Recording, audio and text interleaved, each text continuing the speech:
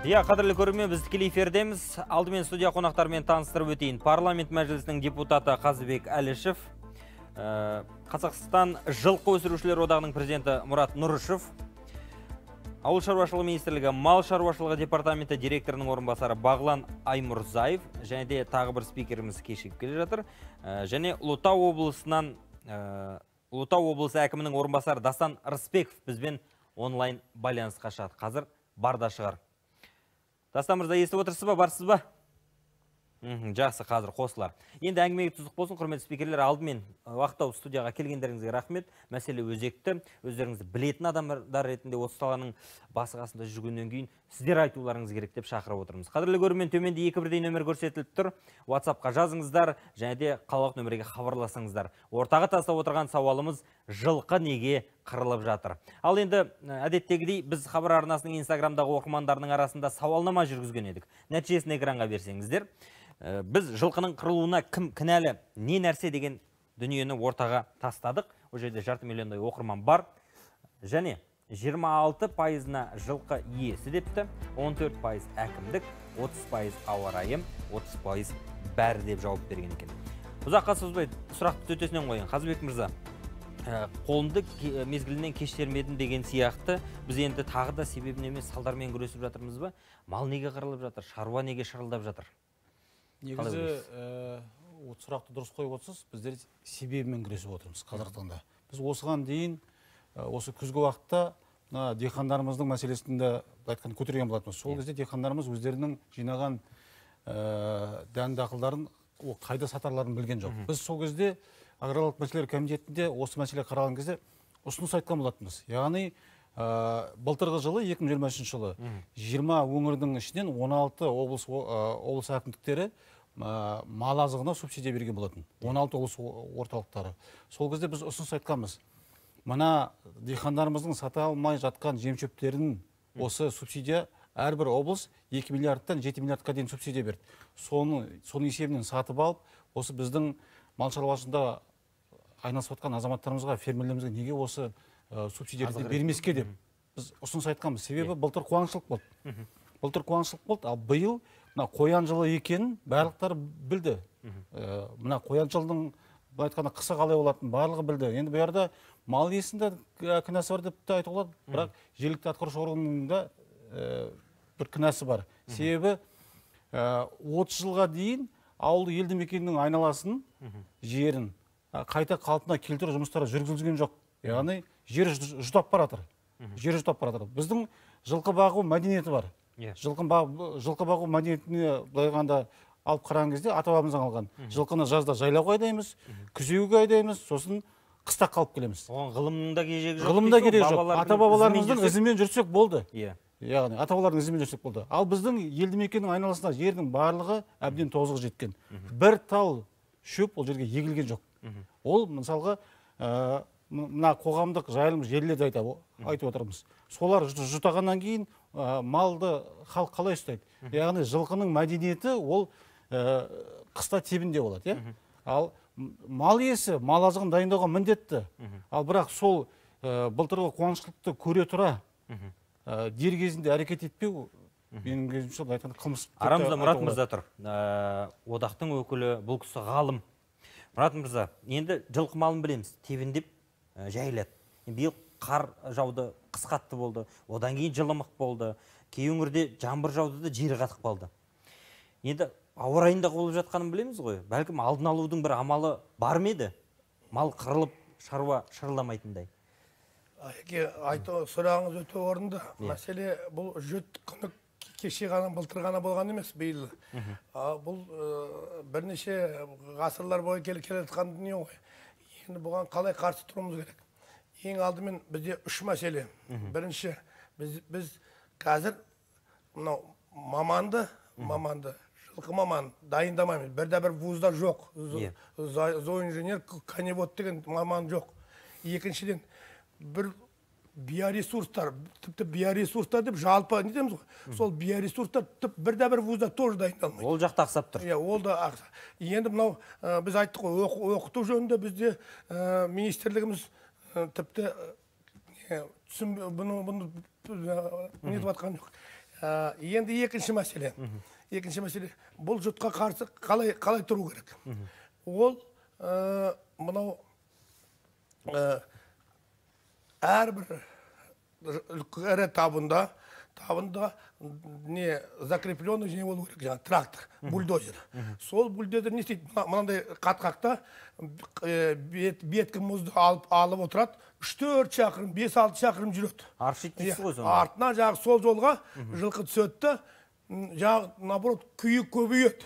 Не то, что там не. Ал енді мынада қалай болады? Мынада тебінен сразу аяқ кетеді, аяқ кеткеннен кейін бір-екі күннен кейін күй кетеді. 3-4 күнде уже неден өтеді. Ал бұған тек қана бір технологияны білсе, соны білмейді. Ешқай, мынау біздің Қазақстанда, оны ешқандай, баяғыда біз Жезқазғанда применять еттік, басқа жерлерде, Торғайда, сол технология көптеп көмек етіп жатқан жоқ. Енді бұрын общество знаний дейді болатын, который дает технологию жаңа сол местный әкімшілікке, бастықтарға, ал қазір енді сол мүлде жоқ. Енді қараңыздар, соны білгендіктен біз жылқышылар өсірушілер последний 5 жылы 19-25% өсім динамика өсуі. Енді бізде қазір 4 миллионнан астам жылқы бар еді. Енді қазір айтайын дегенім 45 жылға біз жоспарлаймыз 7,5 миллион болып, не жүзінде бірінші орынға шығады. Қалай болатыны өте қиындау.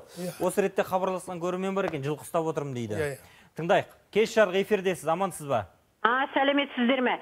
Мен мына азаматтарға айтайын дегенім.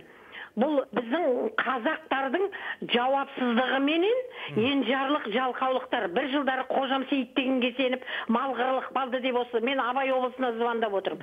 Мен 70 жастағы әйел адам, мен әлі күнге дейін міне жылқы малын ұстап отырмын. Ноябрь айында кіргізіп аламыз. Қандай не болсын, қыстың аты қыс.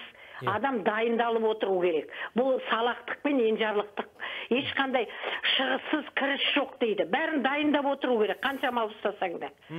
Өзіңіз қанша құпия болмаса, қанша бас мал ұстап отырсыз? Мен қазір өзімде 11 бас ұстап отырмын. Жабағысы бар, құлыны бар, тайы бар дегендей. 11 басты кіргізіп алдым мен.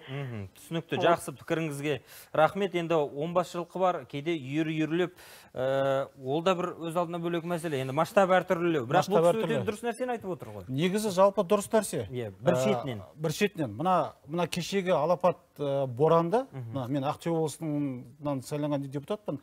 Ақтөбе облысында боранда жылқысын баптап күтіп отқан шаруашылықтар бар. Бірақ күннің боран болғаннан 3 күн боран болды. Әлеуметтік желілерде барлығы көрсетілді. 20-дан астам жылқы қардың астында қалды. Қардың астында қалды. Ауып өткендері бар. Ал біз оларды біз қалай айыптаймыз? Сіз жылқыңызды қараған жоқсыз деп. Жылқы түгел адам үйінен шыға алмай қалған уақыт. Сондай уақыт болды ғой. Ал арты сол бораннан кейін арты жаңбыр құласып, жер қатып қалды. Арамызға мінекей ауыл партиясы төрағасының бірінші орынбасары Төлеутай Рақымбек мырза келіп отыр. Кеш жарық, студиямызға қош келдіңіз. Енді міне арамыздағы Бағлан мырза тұр, ауыл шаруашылығының өкілі. Қазір түрлі ақпарат тарап жатыр.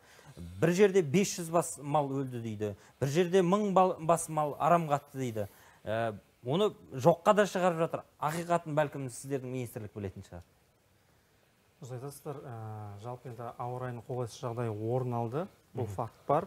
Енді осы жағдайға байланысты бір отырмыз ғой, жылқы тебіндей алмай қалды. Сәйкесінше біздің министріміз Айдарбек Сепиұлының тапсырмасы бойынша біз арнайы мамандар ветеринария комитетінен, мал шаруашылығы департаментінен өңірлерге, әсіресе солтүстік өңірлерге. Соңғы дерек қандай? Қанша мал қырылыпты? Солтүстік Қазақстан облысында 35 мал, Ақмола облысында 117 мал, 117 жылқы, Ұлытау облысында 67 бас, және де Шығыс Қазақстан облысында көріп отырмыз 6 бас өлімі тіркелген болатын. Енді біз бұл жерде бірден түсініп алу керекпіз. Бұл жерде мәселе жем-шөптің жеткіліксіздігінде болып отырған жоқ. Себебі дер кезінде осы былтыр күз айы бойы біз жедел штаб шеңберінде осы жем-шөп базасын қалыптастыру үшін әкімдіктермен бірге бірлесе отырып жұмыс жасаған болатынбыз.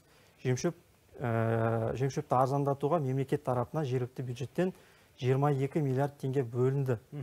Одан бөлек жаңағы жемшөп техникасын сатып алуға жеңілдетілген несиелер бар. Яғни ауыл шаруашылығы министрлігі өз тарапынан өзіне қажетті шараларды атқарды дегіңіз келіп отыр ғой. Иә, жемшөп базасы толыққанды бар, оның барлығы бар. Бұл жерде мәселе әрбір мал иесінің жаңағы жауапкершілігінде болып отыр ғой. Себебі біз көріп отырмыз, жаңа өңірлерді аралаған кезде жаңа көптеген мал иелерін біз анықтай алмай отырмыз. Енді қараңыз, арамызда Төлеутай Мырза тұр. Ауыл шаруашылығын бір білсе, осы кісі біледі. Шаруалар шырылдап отыр. Жем қымбаттап кетті, шөп жоқ дейді. Ауыл шаруашылық министрлігі айтады, біз қадам амал әрекет жасадық дейді. Сонда кімдікі дұрыс, кімдікі бұрыс? Енді қазір өзіңіз дұрыс айтып отырсыз, екі түрлі пікір бар. Бір жағынан әрине мына шенеуніктер осы кеше алдың күні тура өзімнің туған Жарық ауданым, оның ішінде Түгіскен ауылы, баяғы атақты Жеңіс совхозында туған туысқандар тұрады, құдалар тұрады. Солардан да хабарласып сөйлесіп отырмын. Осы Ұлытау облысында, басқа облыстармен де барлығымен жаңа бауырымыз ауыл шаруашылық министрлігінің өкілі айтып отыр, 67 бас, 9 бас деген. Шыны керек болатын болса, одан бір ең аз деген 10 есе көп мал қырылып. 10 есе көп. Ең аз деген. Дұрыс айтасыз. Неге дейсіздер ғой? Бұл өлген малдың саны жаңағы тіркелген малдың саны. Чипі бар ғой былайша айтқанда. Иә, жаңа ИСЖ, идентификация сельхозживотных дейді, орысша айтқан кезде біраз қырылған мал тіпті тіркеуге алынбаған. Бұл жерде әрине жаңағы айтып отырғаны, шенеуніктердің де айтып отырғаны бір жағынан дұрыс. Өздерінің кінә санамын. Мен де кейде айтатым, мысалы, далада мәшинеңмен қалып қойсаң, кім кінәлі бензин құймағаныңа? Президент кінәлі ме, премьер кінәлі ме, әкім кінәлі ме? Жоқ, өзің жауапкершілігің ғой, мысалы. Дәл сондай неге мал ұстағаннан кейін малыңа күздің күні, жаздың күні мал азығын дайындамайсың деген пікір бар. Мүмкін ол да дұрыс шығар. Бірақ биылғы жағдайды мысалы шаруалар, ауыл тұрғындар айтады. Мен жылда шөп дайындайтын дейді. Ал былтырғы жағдайды неге ұмытады дейді. Былтырғы шықтық далаға. Шөп болған жоқ. Жаз бойы айттық қой сол нәрсе. Құрғақшылық болып жатыр, шөп жоқ деген нәрсе. Былтыр 23 жыл өзіміз білеміз ғой, астықтың да көлемінен көріп отырмыз ғой. Жазы бойы су болмай, көктемде әжептәуір жақсы ауа райы бәрі тамаша болды, ылғалы болып сенім едік. Бірақ жаздың күні маусым айының аяғында, шілде айының басында жаңбыр жауса, сол кезде астық та болады, шөп те болады. Былтыр 23 жыл ол болған жоқ. Одан кейін барды да тамыз айының ортасында жаңбыр құйып отырып алды. Сонымен біз астықтың да не көлемінде, не сапасында ала алмадық. Дәл сондай мал азығы да болды. Сондықтан бұл жерде шындықтың несі, көкесі осы екі пікірдің ортасында. Төлеутай Мырза, осы ретте Ұлытау облысы сіз айтқан. Облыс әкімінің орынбасары бізбен байланысқа шығуға дайын екен. Тыңдадым. Дастан Рысбеков мырза, барсыз ба? Саламатсыз Нұран, қайырлы кеш. Амансыз ба? Кеш жарық. Енді қырылған жылқының есебі шықты ма Ұлытау облысында? Ауыл шаруашылығы министрлігінің дерегі былай болып тұр. Сіздерде ресми және де бейресми дейтін тізім бар ма әлде? Чипі бар, чипі жоқ дегендей. Енді ресми түрде жаңа ауыл шаруашылығы өкілдері айтқандай 67 бас, бірақ та олардың идентификациялық номерлері жоқтығынан байланысты олардың иелерін анықтау мүмкін болмады. Арам қатқанының саны 67 ақ па? Өйткені Төлеутай Мырза айтады. 67 ол әкімшіліктің өз қолымен тапқан, яғни қол жетімді жерде жатқан өлекселер 67 саны 67. Енді мен өзім кеше осы Жаңарқа ауданын араладым, жаңа Түгіскен ауылдық округте болдым. Сол Түгіскен ауылдық округтың 3 үлкен фермерлік қожалығына бардым. Мысалы, кейбір фермерлік қожалықтар айтып жатыр осылай. Біз уақытысында шықтық далаға, ауа райын білдік, бұзылатын. Біз уақытысында әкелдік малдарын. Иә, кейбір үйлер табылмады, мүмкін олар енді өлексе болып қалды, мүмкін олар жоғалып қалды. Біз оларды әлі таба алмай отырмыз. Сондықтан осы халықтың арасында осындай әңгімелер бар. Мысалы, бір фермерлік қожалықта 400 мал болса, оның 30-ы немесе 40-ы әлі табылмады. Өлексесі де жоқ, өздері де көрінбейді, табылмады. Сондықтан осындай әңгімелер қазір бар. Енді қараңыз, Дастан Мырза, мынадай әңгіме. Осындай бір сүрінген кезде қолтықтан жергілікті билік демеп жіберсе шіркін деп отыр шаруалар. Ақиқаты осы. Себебі мысалы Павлодар облысын мысалға келтірейін, шаруаларға бір тізімін дайындаған екен, тауарлық несие түрінде арпа мен бидай жармасын беріп жатыр, күзде қайтарасыңдар ақшалай немесе астықпен айырысуға болады дейді. Шаруалар дән риза, Алла разы болсын деп отыр. Ал сіздер жақта қандай қам-қарекет бар? Рахмет сұрағыңызға. Жалпы жаңа ауыл шаруашылығы министрлігі айтқандай, жалпы жаңағы жем-шөппен проблема жоқ. Көбісі жаңағы субсидия алып, жем-шөбін дайындаған. Мен өзім аралап шықтым. Бірақ та бізде қазір ЛПХ жаңағы жеке шаруашылықтар бар ғой. Фермерлер емес, жеке шаруашылықтар. Соларда кішкене проблема бар.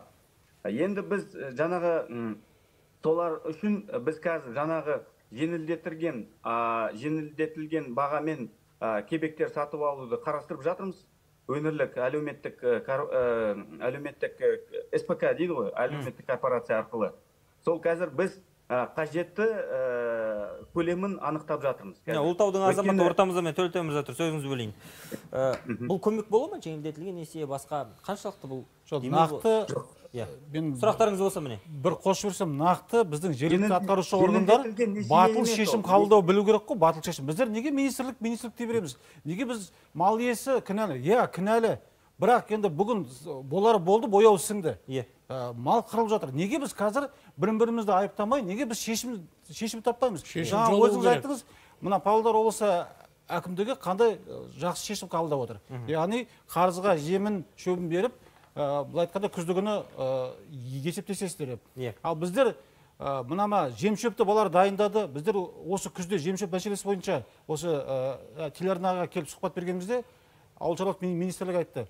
Жергілікті атқарушы органдардың мәліметіне сәйкес, статистикасына сәйкес 100% жем-шөп дайындалды. Яғни онда төменнен жоғарғы өтірік ақпарат беріп отыр? Өтірік ақпарат барлығы, біздегі статистика өтірік барлығы. Сол өтірік статистиканың арқасында шаруалардың дайындалған жем-шөбі де жоқ болып шықты. Жаңа айтып отырғаның бәрі дұрыс, келісем, статистикада дұрыс емес, басқасы да дұрыс емес. Бір несі, мына жаңағы әріптесіміз Ұлытау облысының әкім орынбасары да айтып отыр ғой. Осыған келіп тірелді міне. Мен 2003 жылы Қазақстан Республикасы ауыл аумақтарын дамыту мемлекеттік бағдарламасын әзірлеген кезде қосалқы шаруашылықтар туралы заң жобасын әзірлеу керек деп айтқам. Не үшін? Біріншіден біз қосалқы шаруашылықтар, енді жанұялық шаруашылықтар, ЛПХ-лар, жаңа мына әріптесіміз Азамат айтып отқандай, бұларды товар өндірушілер ретінде заңдастыруымыз керек. Бізде 60-70% малдың басы солардың қолында. 88% мысалы сүтті өндіретін майда шаруа қожалықпен жаңағы жанұялық шаруашылықтар. Жалпы мемлекет ауыл шаруашылық өнімінің жалпы өнімін есептеген кезде олардың өнімін есептейді. Ал егерде көмек көрсететін кезде олар товар өндіруші емес деп шыға келеді. Ол енді дұрыс емес қой мемлекеттің тарапы. Орысша айтқан двойные стандарты? Двойные стандарты. Государство обманывает население по большому счету. Осы заң жобасын әзірлеуіміз керек. Біз 2003-те дайындап заң жобасын бір рет кіргіздік. 2017 жылы ауыл шаруашылық министрлігі екінші рет бастады, қалды. 2021-де қайтадан үшінші рет бастадық, ол да қалды. Қазір енді мысалы міне әкім орынбасары отыр, міне министрліктің өкілі отыр. Көмектесейін десе көмектесе алмайды, егер десеңіз заңда жоқ олар. Қолында кілті жоқ дейсіз ғой, былайша айтқанда. Енді Дастан мырзаға рахмет айтайық. Дастан мырза, істеріңізге береке болсын. Енді шаруалар 2-4 болып сіздерге қарап отыр. Жақсы жаңалықтар күтейік, не деп отырсыз? Рахмет уақыт тауып қосылғаныңызға. Көмектесейін десе, қазір мысалы анау сыбайлас жемқорлық заңның несіне аясына кіріп кетеді. Мына кісіне кіріп кетеді, ана кісіне кіріп кетеді. Хабарласқан азамат бар екен, тыңдайықшы. Кеш жарық, амансыз ба? Саламатсыз ба? Амансыз ба, сөйлей беріңіз. Мен Сарағаш ауданынан звондап тұр едім. Менің жасым 78 шалыммен. Фамилиям Жарқынбаев, атым Абдулла. Мына жерде айтып отыр, 22 миллиард субсидия берді дейді. Ол қып-қызыл өтірік қой. Анау вообще сондай нәрсеге бізде ол жазып, мынанша беріп жатыр, мынанша қаяқ кетіп жатыр сол ақшаның бәрі. Сол ақшаның бәрі мысалы сол малшыларға берсе, солар жемін, шөбін бәрін дайындар еді. Түсінікті, рахмет пікіріңізге. Бұл субсидия қайда кетіп жатыр, кім алып жатыр деген сұраққа бәлкім Бағла мырза сіз жауап беретін шығарсыз. Әлде субсидиялар дұрыс жаратылды, шаруалар оны істеді деген сіздерге есеп келіп, соған негізде отырып сіз айтып отырсыз ба? Жалпы негізі мына сұрақты былай талқылап қарайтын болсақ, енді былтыр 22 миллиард теңге субсидия бөлінді дедік. Оның алдыңғы жылдарда осы жем-шөпке субсидия беріліп келген болатын. Енді бұлай қарайтын болсақ, осы уақыт аралығында әрбір шаруа өзінің болашағын ойлайтын, алда дамуын ойлайтын шаруалар жаңағы жем-шөп базасын осы субсидияларды пайдалана отырып, қазіргі таңда 1,5 жылға 2 жылға қалыптастырып қойды жем-шөп базасын. Енді мына механизміне тоқталайықшы, кешіріңіз. Қаражат бөлінді ғой республикадан, иә? Қаражат бөлінді. Оны әрі қарай қайда барады? Облыс әкімдіктеріне барады ма? Жоқ, жергілікті бюджеттен әкімдік өзі бөледі бұл ақшаны. Қай шаруаға беретін? Бұл жерде жаңағы ұйымдасқан шаруашылықтарға беріледі. Бұярда былай мен сізге түсіндіріп кетейін. Жем-шөп мәселесі бойынша былтыр 20 өңірден айттық қой, 16 өңір берді деп. Бірақ субсидияны қай уақытта берді? Мәселе, субсидияны жаңа жылдың алдында берді. Ол кезде ол жаңағы шаруалардың несиелері бар, несиелер бойынша субсидия бойынша қарыздары осы мына былай айтқанда қаңтар айы биыл берді. Несиелер қысқаннан кейін ол жем-шөпке алынған субсидиясымен олар несиелерін жапты. Субсидия ірі қара малға, мысалға шаруа қожалықтарға 50 бас, аналық басқа жоғарыларға беріледі. Қой шаруашылығы бойынша 300 бастан жоғары аналық бас мал бар шаруаларға беріледі. Міне, осы шаруаларға. Бірақ өте кеш түсіп жатыр. Енді сіз сол салада істеген азаматсыз ғой, енді субсидияның неге кешеуілдеп жүретін проблемасы неде? Мен жаңа сіздің өзіңіздің сөзіңізден бастайын, Айбек. Өте дұрыс сұрақ қойдыңыз. Субсидия берілетін механизмдер қалай? Міне оны депутат мырза да жаңа бастап келе жатып айтып келе жатты. Бүкіл мемлекет, жалпы мемлекет, Қазақстан Республикасы болып, мысалы президент бар, үкімет бар, мәжіліс депутаттары бар, бірігіп, мысалы ауыл шаруашылығына көмектеспейміз деп жатқан жоқ емес. Қомақты ақша бөлінеді. 450-500 миллиард теңге. Жаңағы ауызбен толтырып айтып отыр ғой. Мал шаруашылығына 22 миллиард. Бұлай ойласаң, тамаша, керемет ақша.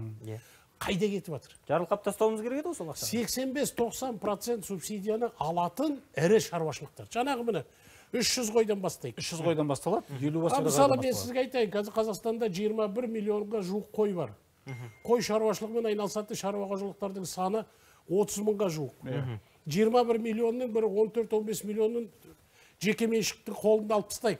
Қалада әр жағында 5-6 миллион. Жаңа 30 мыңға бөліңіз, қанша қалады сонда? 200 қой, орта есеппен бір шаруашылық. Сонда келген кезде жаңа шаруашылықтар субсидия алуға құқығы жоқ. Ол сәйкес келмейді. Ережелердің талабына. Жауап ереже бойынша қалай жолайды ол? Дәл сондай сиырдың саны. Егерде жаңағы ойбай Қазақстанда 8 миллион сиыр бар, үйтеміз, бүйтеміз десе, домалақ санмен. Бәрі тамаша. Ал егерде соны кеп бөлек есептеп қарасаңыз, жалпы бір шаруа қожалықтың қолында 67 сиыр бар. Шаруа қожалықтардың. А талаптарына сәйкес 500-ден кем болмау керек. Субсидия алуға құқығы пайда болу үшін. Міне, осыдан басталады. Субсидияның аты бар, заты жоқ. Жылқы деп айтып қалдыңыз ғой жаңа. Өткенде жақында ғана, қателеспесем, Ринат Зайытов сұрақ қойды Айдарбек Сапаровқа. 3 миллиардтай бөлінеді деп жауап берді. Бірақ артынан қаңтардың 31 күні мәжілісте депутаттық сауал кезінде Қазбек Иса айтты. Қанша деді? 52-9 миллион теңге дейді. Жалпы жылқыға берілетін субсидия... Директің өзінің арасы үлкен сомалар. Жылқыға берілетін субсидия, жылқыға тек қана асыл тұқымды аталығын ғана сатып алған кезде 100 мың теңге ғана субсидия беріледі. 100 мың теңге. Ойындайсыз бар қосында. Сосын қымыз өндіруге литріне 60 теңгеден беріледі. Қымыз өндіруге алу үшін оның аналық басына қойылатын талаптар бар. Одан кейін сол қымыз өндіретін шаруашылық ол учеттің нөмірін алу керек. Сосын оны орталықтандырған жиі апарып тапсыру керек. Анықтауымыз керек. Барлық жылқыға емес. Барлық жылқыға емес. Тек ет беретін жылқыға ма? Асыл тұқымды етті бағытында жылқыға береді. Ол жаңағы біздің мұғалжарымыз, көшіміз және жабымыз асыл тұқымды. Міне, осыларға айғырға ғана береді. Сатып алған айғырға. Айғырға ғана береді. Жаңа Айбек міне азамат өзі айналысып келген, қазір мәжіліс депутаты айтып отыр. Қанша теңге дейсіз қымызға? Қымызға 60 теңге литріне береді. Өзі қымыздың бағасы қанша қазір?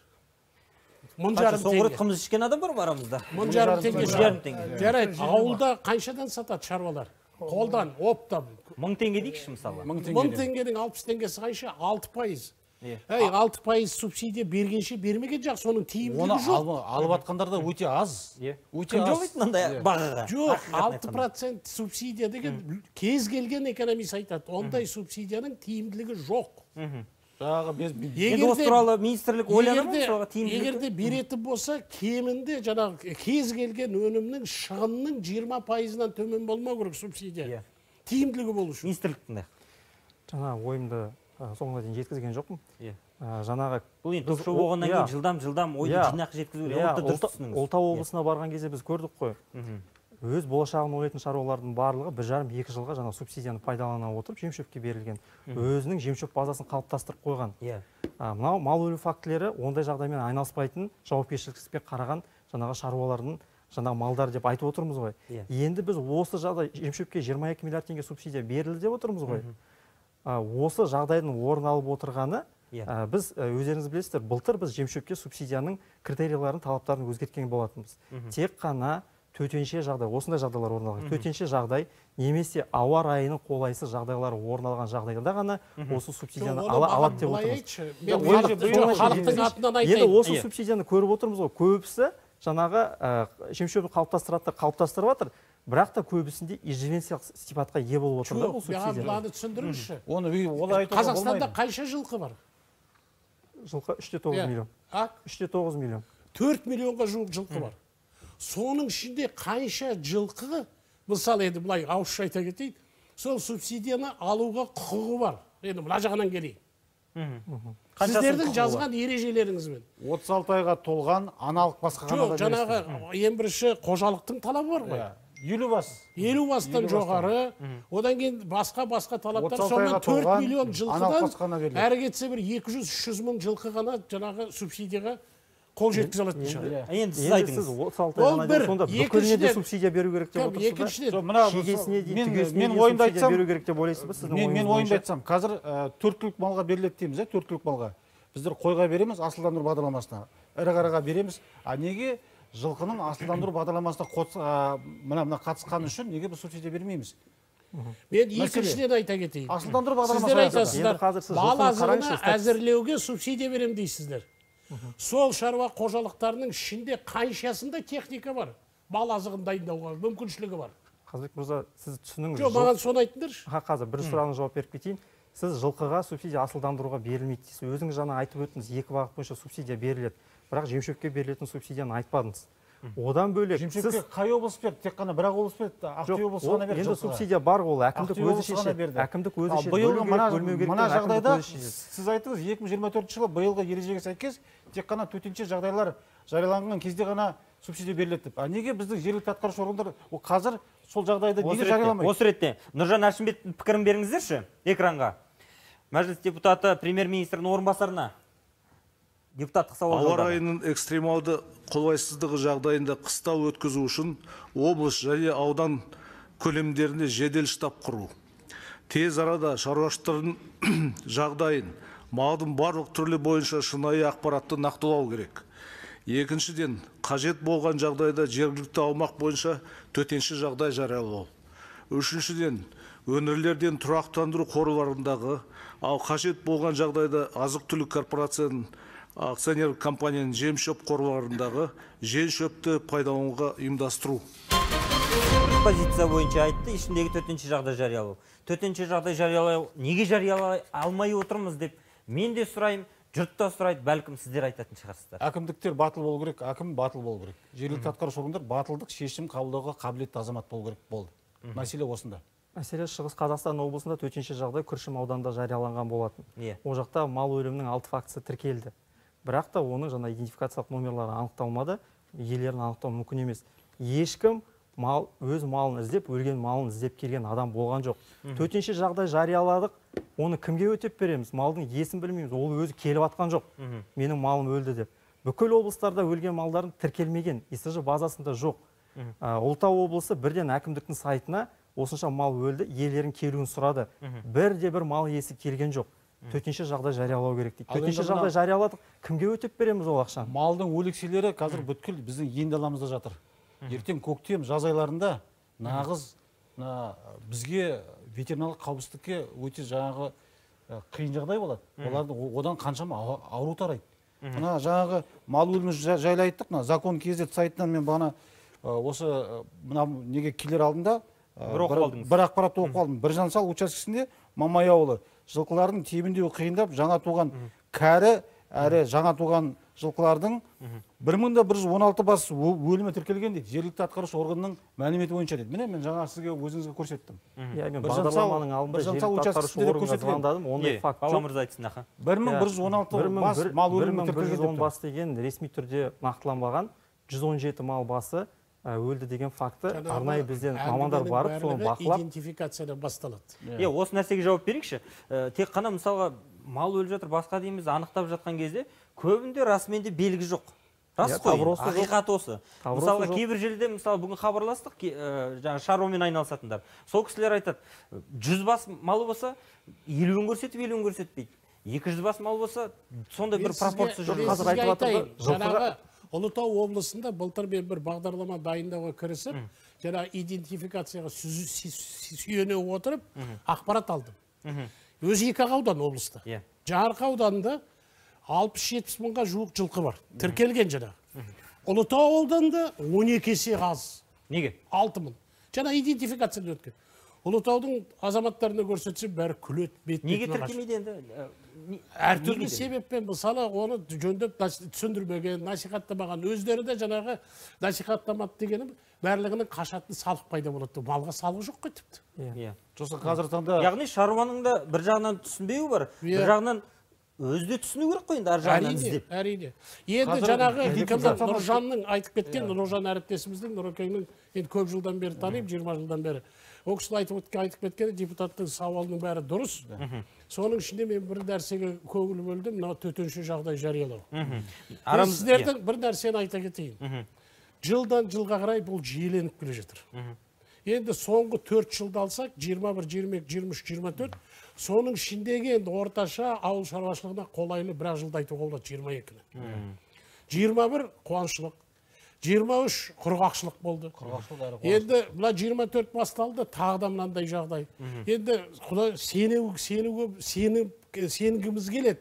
Күздің күні том болды, көктемде шөп болар, астық болар, егерде жаздың күні жаңбыр болса дейді. Енді бізде 1,5 минут қалыпты. Мұрат мырза, енді жаңа чиптелу мәселесінің ақсап тұруының себебі не? Сіз енді жылқылар одағынан келіп тұрсыз. Мына қараңызшы, біздің еліміз қанша 2,7 миллион шаршы километр бар, соны осы жылқының арқасында біз қорғап қалдық. Енді қараңыздаршы, Якутия елінде заң бар, аканемос, национальный заң шыққан.